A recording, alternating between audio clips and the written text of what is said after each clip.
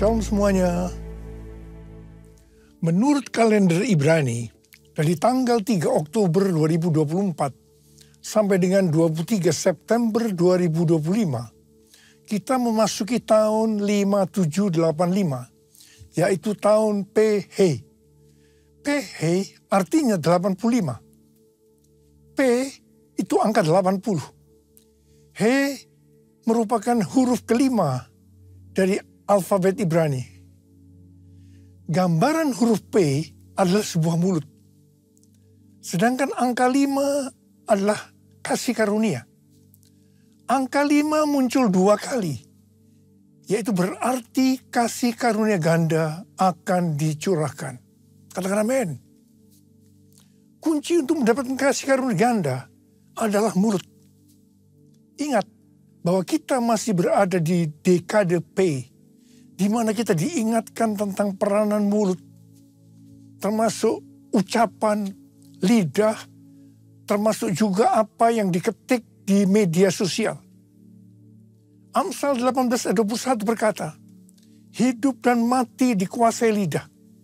Siapa suka menggunakannya akan memakan buahnya.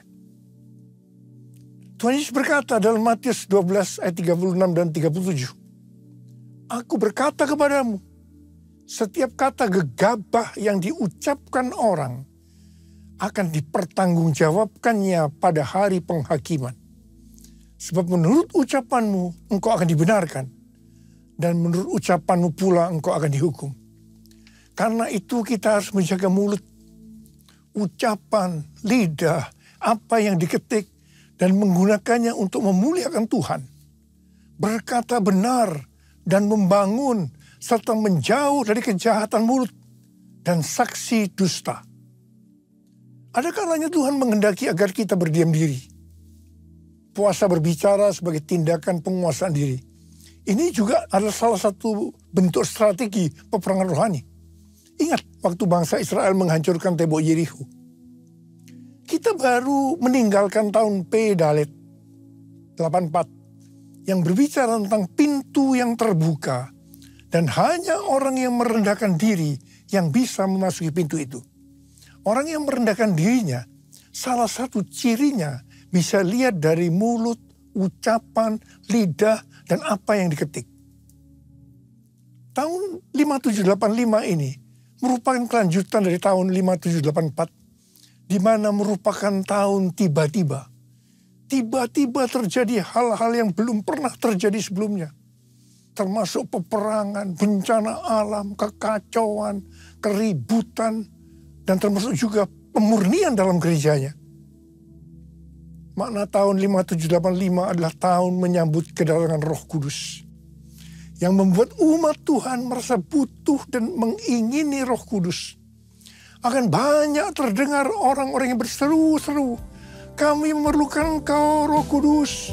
Kami memerlukan Engkau, Roh Kudus." Come Holy Spirit, fall in this place. I need more and more of you. Fill me again with the power of your Spirit.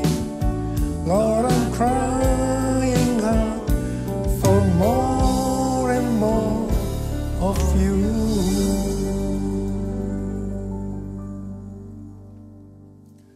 Setelah terjadi hal-hal yang dinubuatkan pada tahun 5784, maka sekarang kita melihat dan merasakan Roh Kudus dicurahkan luar biasa.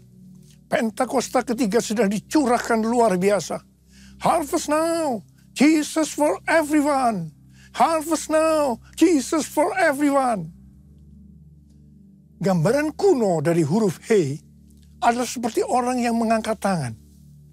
Hari-hari ini akan banyak orang-orang yang mengangkat tangan untuk berdoa, memuji dan menyembah Tuhan. Karena lawatan Roh Kudus Pentakosta ketiga yang dahsyat terjadi. Ini kasih karunia ganda Tuhan. Makna angka 5, He, juga kita bisa lihat pada saat Tuhan Yesus memberkati 5 roti dan 2 ekor ikan untuk memberi makan 5.000 orang laki-laki. Juga dalam Kisah Para Rasul 3 dan 4, ketika Petrus dan Yohanes menyembuhkan orang yang sakit lumpuh sejak lahir. Dan setelah itu mereka memberitakan Injil. Maka jumlah orang yang menjadi percaya bertambah kira-kira 5.000 orang laki-laki. Angka 5.000 ini berbicara tentang penuaian jiwa yang besar. Penuaian jiwa yang terbesar dan yang terakhir sedang terjadi. Mereka sedang melihat tanda dan mujizat yang luar biasa.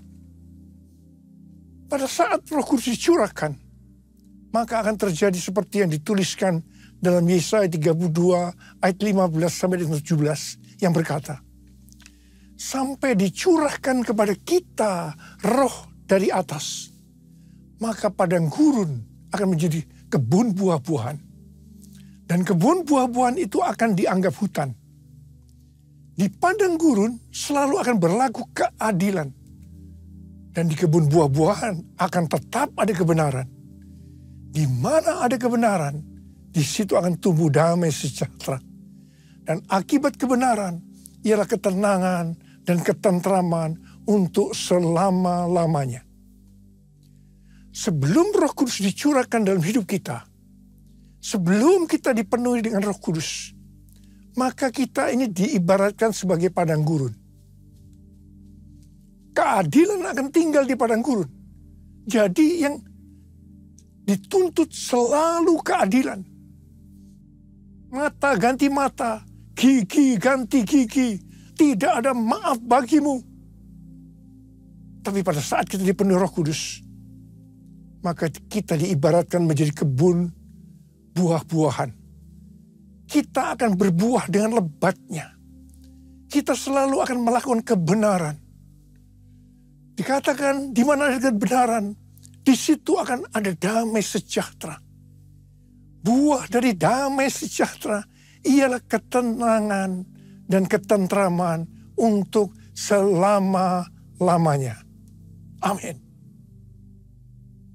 Makna huruf He seperti pada gambar ini adalah bahwa celah atau jendela yang terbentuk pada huruf He ini merupakan gambaran celah atau jendela mulut Tuhan yang menghembuskan rohnya.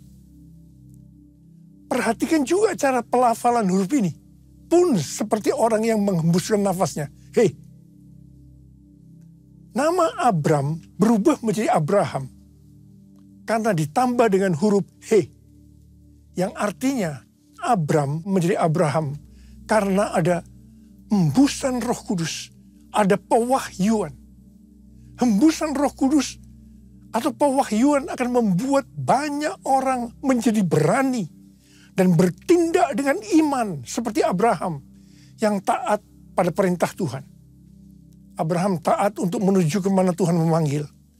Bahkan rela mempersembahkan Ishak anaknya yang tunggal. Mereka akan meninggalkan masa lalunya. Meninggalkan apa yang sudah familiar untuk menuju destiny yang Tuhan tentukan. Haleluya. Dalam tahun 5785 yang merupakan tahun pencurahan Roh Kudus, kita diingatkan tentang berbahasa roh atau berbahasa lidah. 1 Korintus 14 ayat 14 dan 15 berkata, sebab jika aku berdoa dalam bahasa lidah, rohkulah yang berdoa. Tetapi akal budiku tidak menghasilkan apa-apa. Jadi apakah yang harus kubuat? Aku akan berdoa dengan rohku, tetapi aku akan berdoa juga dengan akal budiku. Aku akan menyanyikan pujian dengan rohku, tetapi aku akan menyanyikan pujian juga dengan akal budiku. Manusia itu terdiri dari roh, jiwa, dan tubuh. Ketiganya harus berdoa, memuji, dan menyembah Tuhan. Tubuh, bisa angkat tangan, tepuk tangan, lipat jari.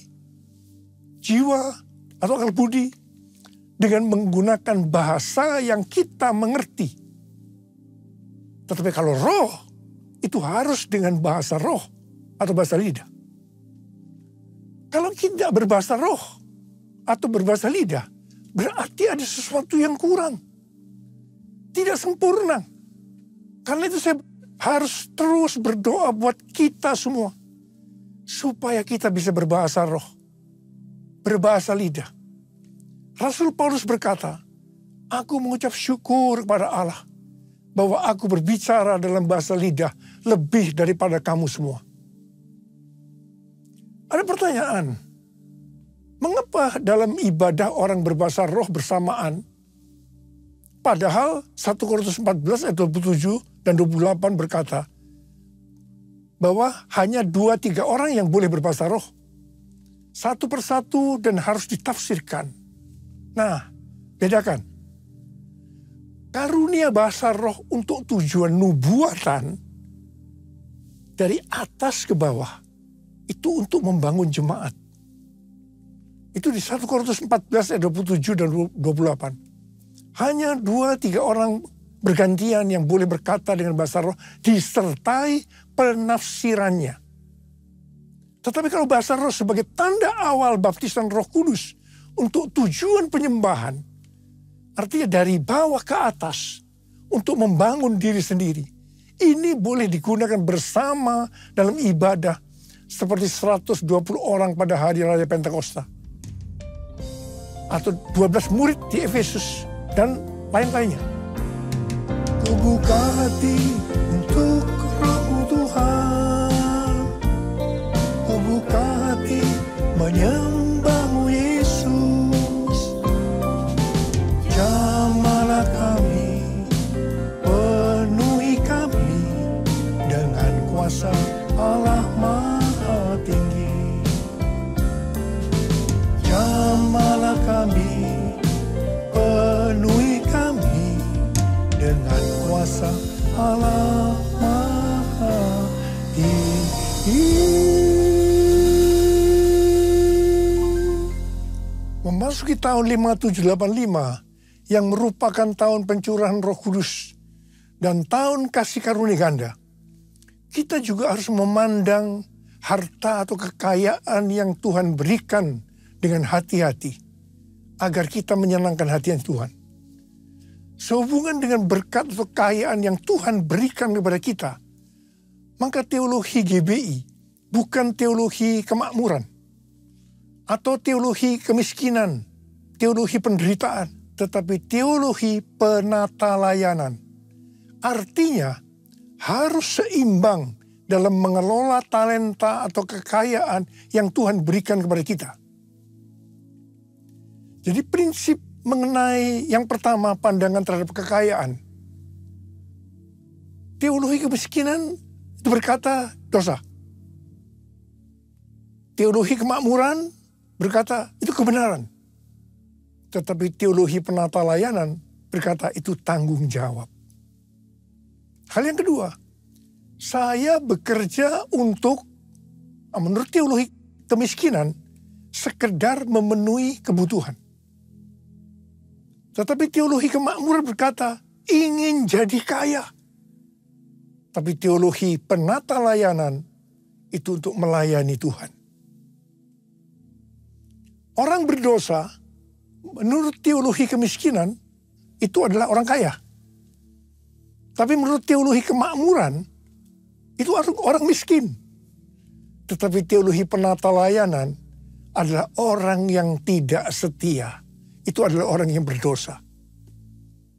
Kemudian yang keempat, saya memberi karena yang pertama, menurut teologi kemiskinan, kewajiban. Tapi teologi kemakmuran berkata, untuk mendapat sesuatu nantinya. Tetapi teologi penata layanan, saya memberi karena mengasihi Tuhan. Dalam hal pemakaian uang, yang kelima, teologi kemiskinan diliputi rasa takut dan terpaksa. Tetapi yang menganut teologi kemakmuran tidak hati-hati dan konsumtif, boros. Tetapi teologi penata layanan, mereka berdoa dan bertanggung jawab. Dari tabel ini, maka ada beberapa hal yang harus diperhatikan. Yang pertama, Amsal 28 ayat 20 berkata, orang yang dapat dipercaya mendapat banyak berkat. Tetapi orang yang ingin cepat kaya tidak akan luput dari hukuman. 1 Timotius 6 ayat 9 dan 10 berkata, namun mereka yang ingin kaya terjatuh ke dalam pencobaan, ke dalam jerat, dan ke dalam berbagai nafsu yang hampa dan mencelakakan, yang menenggelamkan manusia ke dalam keruntuhan dan kebinasaan. Sebab akar segala kejahatan ialah cinta uang. Dan karena memburu uanglah beberapa orang telah menyimpang dari iman dan menyiksa dirinya dengan berbagai duka. Ada seorang muda yang kaya datang kepada Tuhan Yesus dan berkata, Guru, perbuatan baik apakah yang harus kuperbuat untuk memperoleh hidup yang kekal? Tuhan Yesus menjawab, jikalau engkau ingin masuk ke dalam hidup, turutilah segala perintah Allah.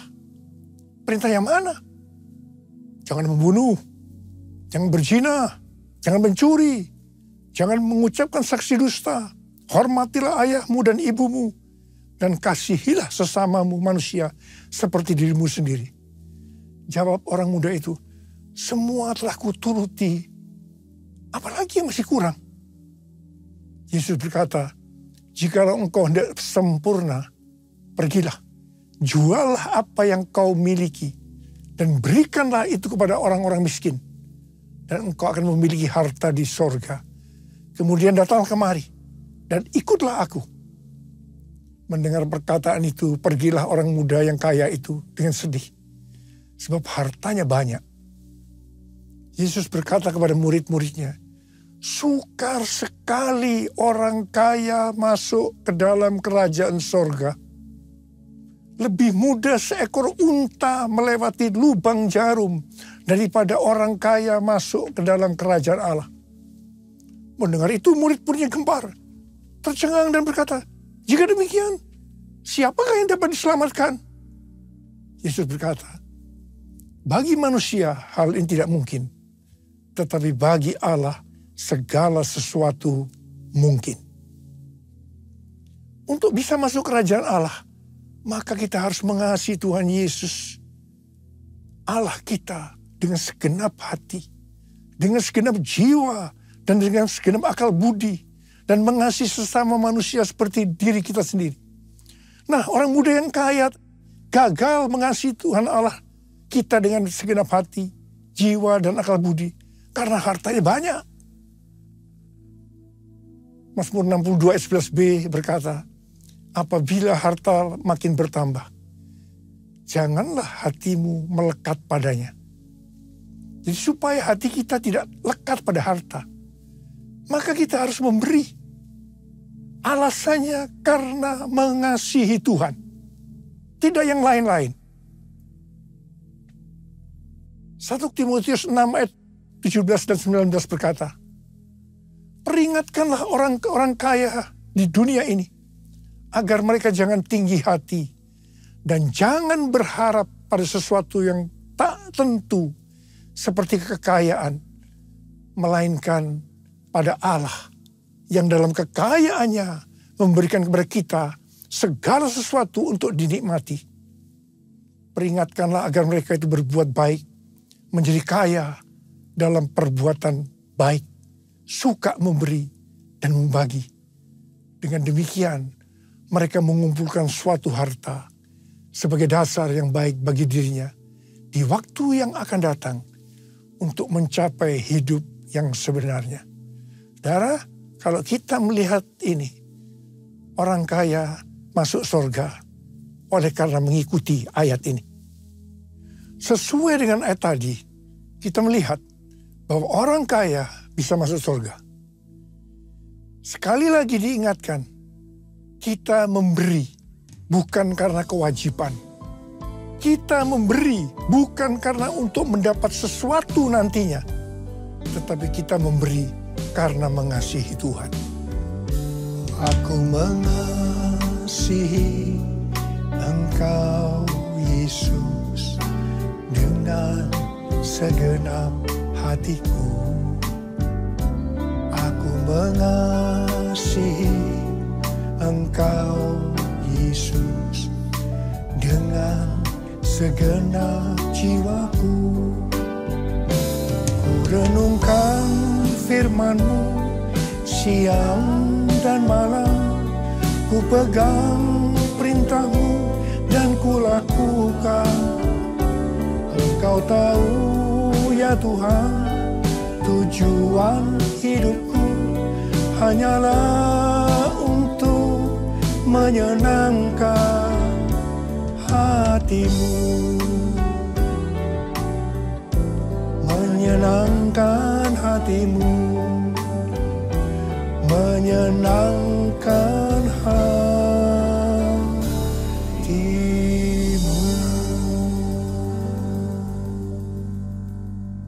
Tahun 5785 PH merupakan kelanjutan dari tahun 5784 P Dalet. Dalet atau angka 4 digambarkan sebagai pintu yang terbuka. Juga digambarkan seseorang dengan posisi yang membungkuk, menunduk, yang melambangkan kerendahan hati. Jadi hanya bagi orang yang rendah hati, pintu itu terbuka. Tahun 5785 PH adalah tahun kasih karunia ganda. Hanya bagi orang yang rendah hati, Tuhan akan membukakan pintu untuk mendapat kasih karunia ganda. Orang-orang congkak, sombong, tinggi hati tidak akan mengalami kasih karunia ganda. Peringatan kepada orang-orang yang sombong. Yang pertama, Allah menentang orang yang congkak, tetapi mengasihi orang yang rendah hati. Ini ada di 2 ayat. Yakobus 4 ayat 6 dan 1 Petrus 5 ayat 5. Jadi ini berarti suatu peringatan yang sangat serius. Yang kedua, Amsal 16 ayat 5 berkata, setiap orang yang tinggi hati adalah kekejian bagi Tuhan. Sungguh, ia tidak akan luput dari hukuman. Yang ketiga, Amsal 16 ayat 18 berkata, kecongkakan mendahului kehancuran dan tinggi hati mendahului kejatuhan. Hari-hari ini kita sedang memasuki tahun yang baru. Tahun 5785 PH. Yang merupakan kelanjutan dari P Dalet. Saudara, saya percaya peringatan tentang kita harus rendah hati. Itu sangat kuat.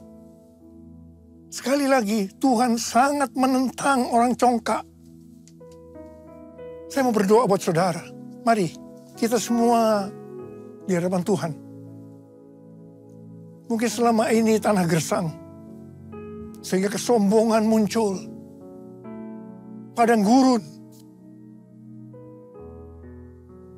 Tapi mari kita sekarang angkat tangan kita. Kita katakan, kita minta, ini tahun Roh Kudus. Ini tahun pencurahan Roh Kudus. Mari, angkat tangan kita di hadapan Tuhan. Nyanyikan bersama saya. Curahkan Tuhanku hujan Roh-Mu.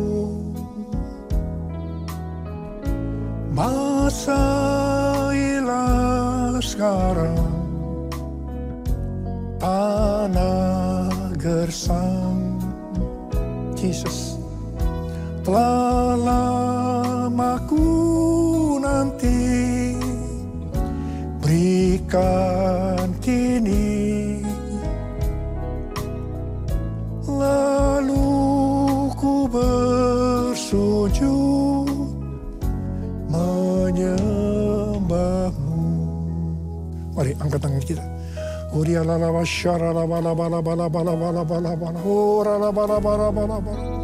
Oh ya la la la bala bala bala bala bala bala bala bala. Tuhan, curahkan Roh-Mu.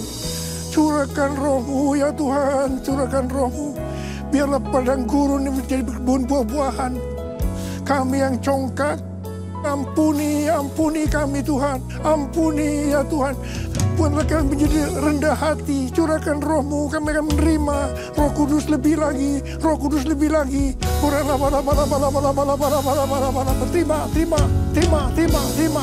Terima. Telah lama ku nanti, berikan kini. Lalu ku bersujud menyembah-Mu.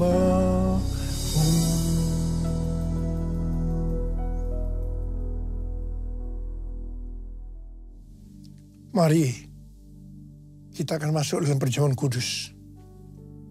Kita akan mengingat ayat ini. Sebab setiap kali kamu makan roti ini dan minum cawan ini, kamu memberitakan kematian Tuhan sampai Ia datang. Perjamuan kudus adalah perjamuan Tuhan Yesus sendiri. Setiap kali kita masuk dalam perjamuan kudus, Tuhan Yesus selalu berkata demikian. Biarlah ini menjadi peringatan akan daku. Karena itu mari, arahkan hati kita kepada kebaikan Tuhan. Kita akan mengingat kebaikan Tuhan. Mari tundukkan kepala. Bapa, siapakah kami sebelum kami mengenal Engkau? Kami semua orang berdosa. Upah dosa adalah maut, mati. Tapi Engkau yang tidak berdosa telah dijadikan dosa oleh karena kami. Engkau harus turun dari sorga mulia, mati ganti kami dengan penderitaan yang luar biasa. Sungguh kalau kau memikirkan betapa baiknya Engkau Tuhan. Engkau jadikan kami sebagai anak-anak-Mu. Engkau tuntun, Engkau bela, Engkau berkati, Engkau lindungi kami. Engkau juga tegur kalau kami salah. Itu Engkau ya Aba. Itu Engkau ya Aba. Kita akan diberkati Tuhan melalui perjamuan kudus. Tapi Tuhan mau kita makan dan minum dengan cara yang benar. Karena itu masing-masing berdoa. Introspeksi. Lihat keadaan diri masing-masing. Jangan menyimpan dosa. Kalau ada dosa yang Tuhan ingatkan saat ini, langsung minta ampun. Langsung minta ampun, ampuni saya Tuhan. Ampuni saya Tuhan, ampuni. Kau melihat anak-anak-Mu ya Tuhan, sedang minta ampun pada Tuhan. Layakkan kami untuk masuk dalam perjamuan kudus. Bapa terima kasih. Bapa terima kasih. Kami akan masuk dalam perjamuan kudus dengan hati yang penuh ucapan syukur. Dalam nama Yesus kami berdoa. Amin. Sekarang mari angkat roti di tangan kita tinggi-tinggi. Sebab apa yang telah kuteruskan kepadamu telah aku terima dari Tuhan. Yaitu bahwa Tuhan Yesus pada malam waktu ia diserahkan mengambil roti dan sesudah itu ia mengucap syukur atasnya. Dia memecah-mecahkannya dan berkata, inilah tubuhku yang diserahkan bagi kamu. Perbuatlah ini menjadi peringatan akan aku. Sudah dikasih Tuhan, bukankah roti yang kita pecah-pecahkan ini adalah persekutuan kita dengan tubuh Kristus. Mari kita makan dalam nama Yesus.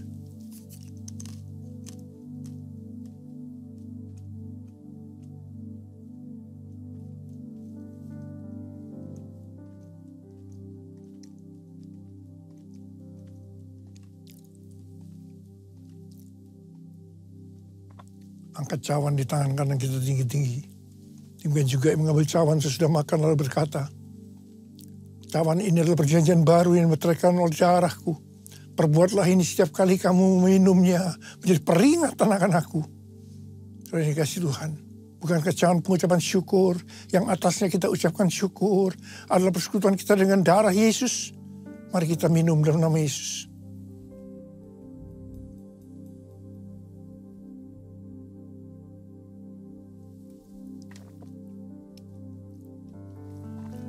Ucapkan syukur dan terima kasih dengan suara.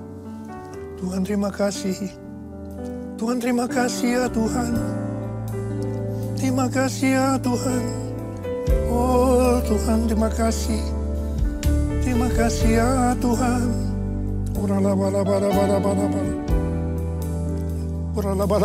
Tuhan, jamah anak-anakmu satu persatu. Mereka membutuhkan jamahan Tuhan. Jamah mereka ya Tuhan. Mereka butuh pertolongan Tuhan. Saat ini kau sedang menyembuhkan yang sakit. Sedang membebaskan yang terikat. Yang menghibur yang susah. Menguatkan yang lemah. Memberikan pengharapan-pengharapan yang baru. Bagi yang datang dengan keadaan putus pengharapan. Tuhan Yesus, kau baik. Kau sungguh baik dan sangat baik pada kami semua. Bapa terima kasih. Terima kasih. Terima kasih Tuhan. Terima kasih. Terima kasih Yesusku. Terima kasih Yesusku, puji syukur hanya bagi Tuhanku. Terima kasih Yesusku, terima kasih Yesusku, puji syukur hanya bagi Tuhanku. Terima kasih, terima kasih Yesusku, terima kasih Yesusku, puji syukur hanya bagi Tuhanku. Terima kasih Yesusku, terima kasih Yesusku, puji syukur hanya bagi Tuhanku. Puji syukur hanya bagi Tuhanku. Puji syukur hanya bagi